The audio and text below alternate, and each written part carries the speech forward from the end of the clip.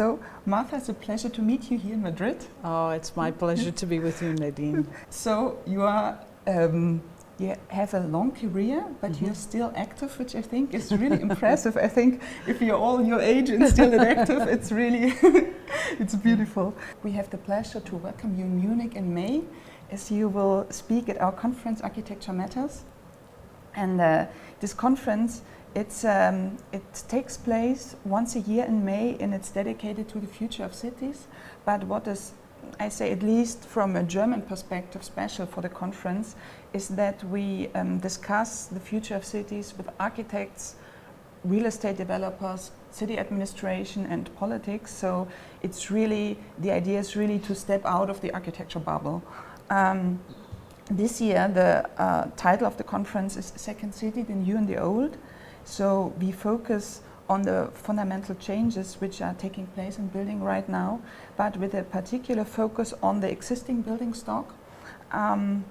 That's why in our conversation, we like to focus a bit on that, but also on the broader context, because you have such a, let's say, huge knowledge, broad perspective. So we're gonna dive on the change in building. We're gonna focus on education, on the award, but also what it means to be a woman in this building industry.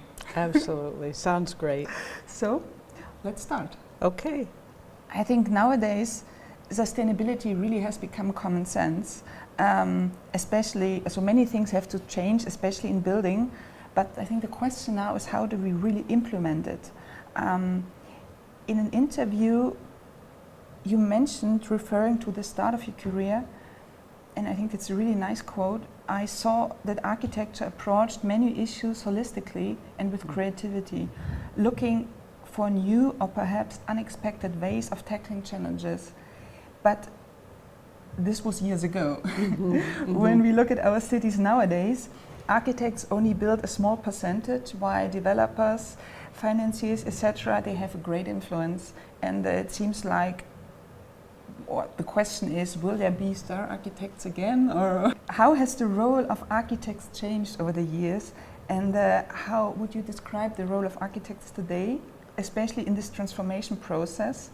And then third question, in which direction should the profession develop in the future, just to really remain or to have an impact? Yeah. I think if we start from the broad area, looking at who makes a city, I definitely think architects bring creativity, bring value, bring a holistic understanding. I think they still do.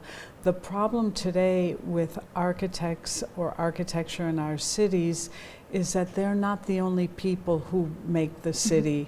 And as you said, they do a small percentage of the buildings. So when I look at a city, I try to figure out who really makes the city and where can we have influence. So what we're seeing in Europe through the European Parliament and sustainability is that governments, public administrations, public policy can have a big impact on sustainability. The laws can require us to do things in a better way. They can push us. And sometimes that's needed because the market doesn't always catch up. So we need the support of good policy. The other thing is, who makes the city today? We know it's developers, but developers don't act alone. No. They borrow money. Yeah. So here's another point in making cities. If those who are lending the money are requiring that the new or the adapted old projects are much more sustainable, then I think we'll be able to make a step forward. And then a third area, which may not be so obvious, I think would be academic institutions. And the reason I say this is because while we know some of the problems, for example, we know conventional construction is not efficient many times. We waste lots and lots of materials using conventional construction. We also know that we don't always have the skilled labor that we need.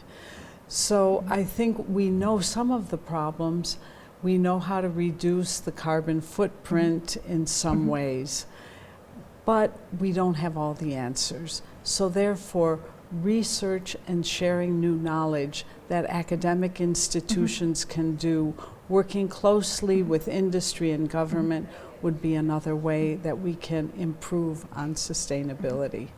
Do you think that the financial side, do they really have an interest in the city? Because if the building belongs to a fund or something, I just recently spoke with a developer who is the CEO of one of the major German developers, and they even tell me that for them it's difficult to talk with banks, also not because interest rates change that much, and that they just take a building, a look at a building as they look at any other investment.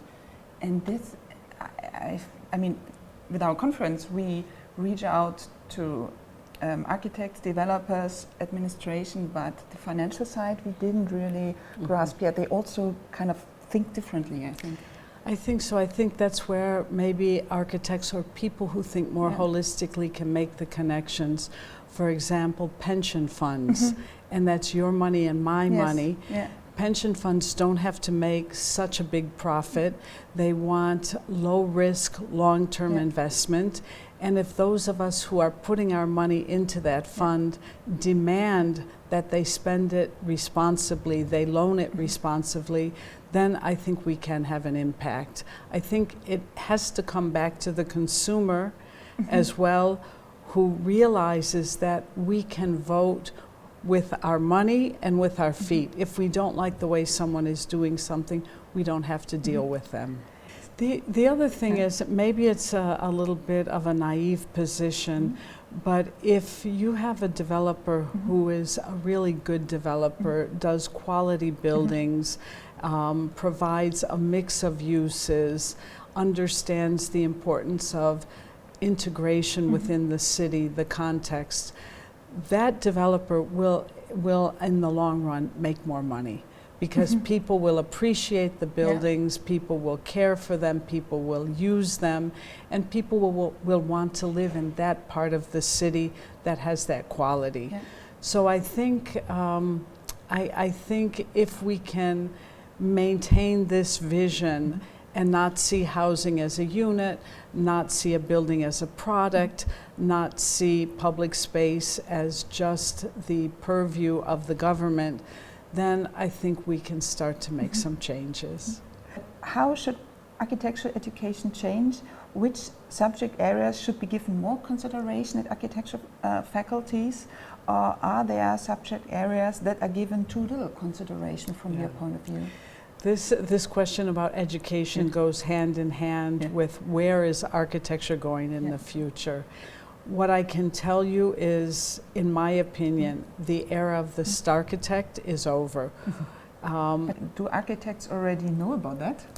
Well, I think the older generation and many schools that rely on a past legacy, they still think that that's the way to go, the individual author.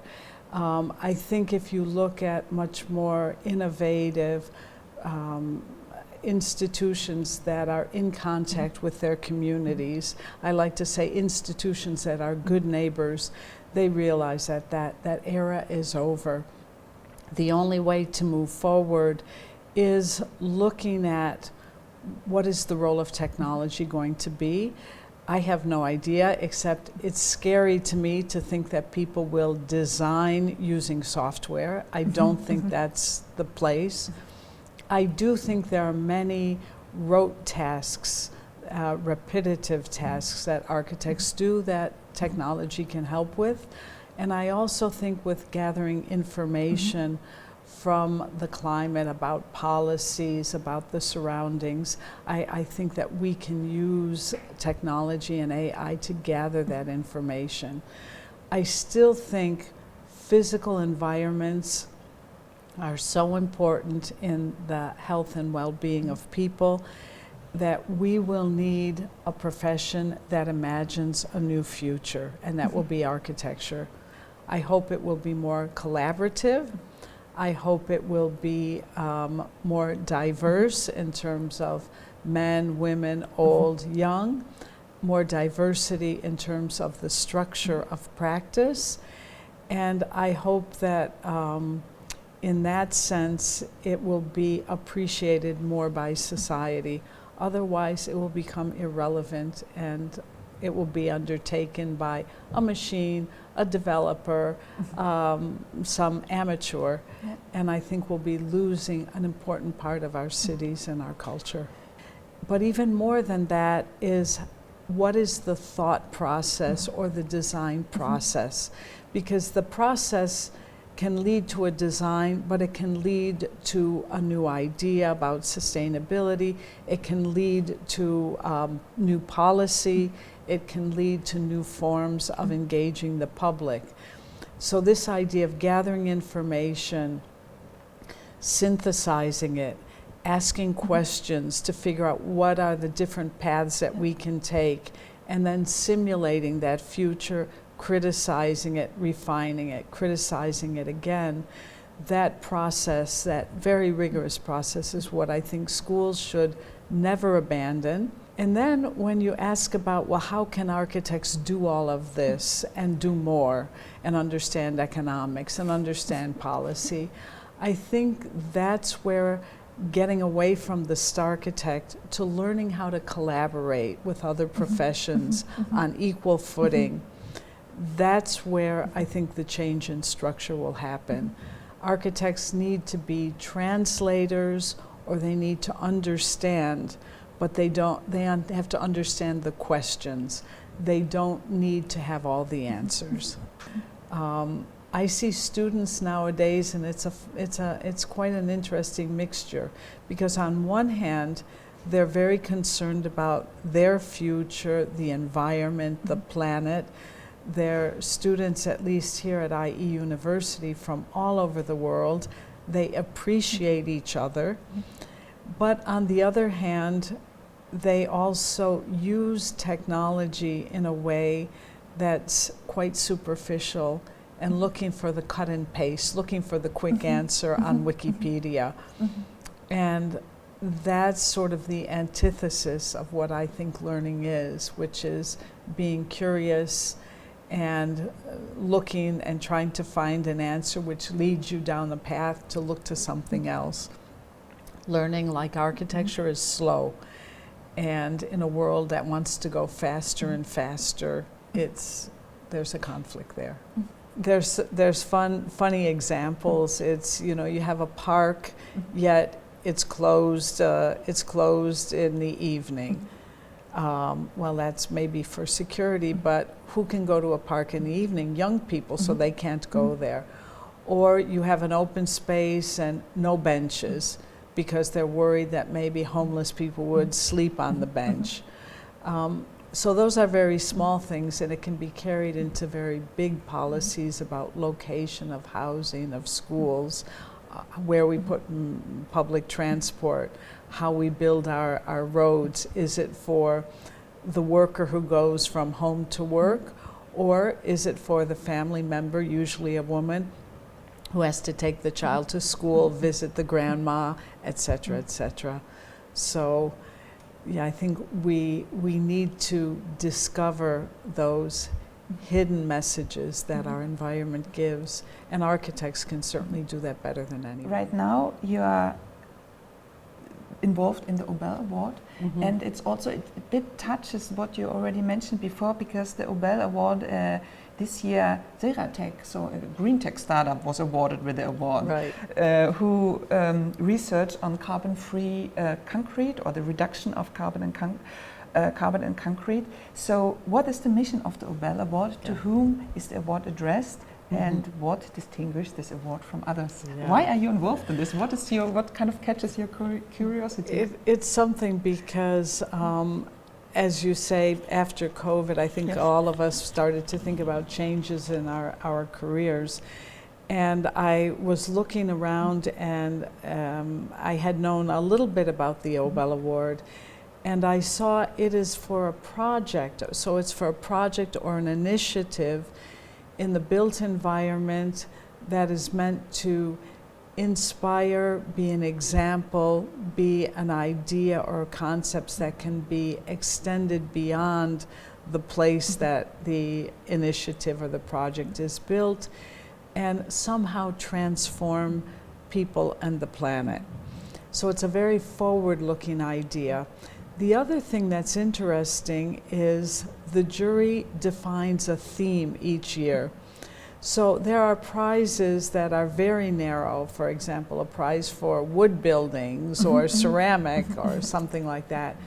There are prizes that are very broad, for example, the gold medals from different professional institutions, the Pritzker.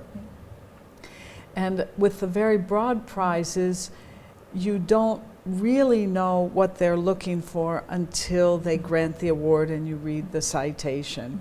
In that case, the Nobel Award sets a theme, and last year was carbon neutrality or zero carbon.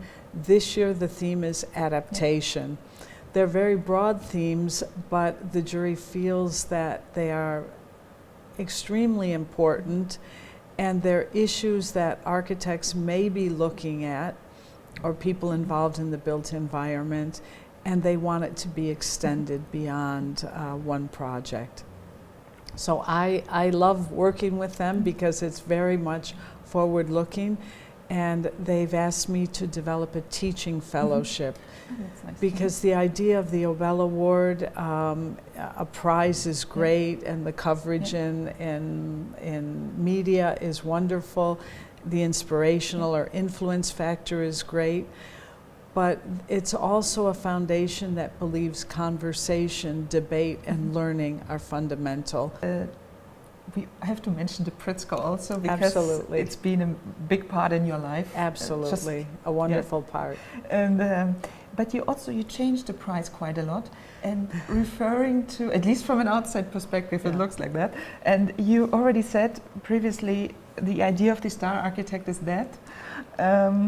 How and why have you changed the criteria of the award over the period you've been involved in it, and which are the main messages you wanted to send? Yeah. Well, first of all, the criteria remain stable. It is a prize that recognizes in the built environment or through buildings a body of work, that recognizes the art of architecture, and service to humanity is very broad.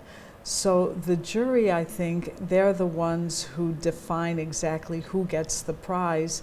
And in my later years in the prize, I saw that they were putting more of an emphasis on service to humanity, not just the idea of beautiful buildings, but how would they impact people, cities, etc. I think that shows that the Pritzker is part of a broader context.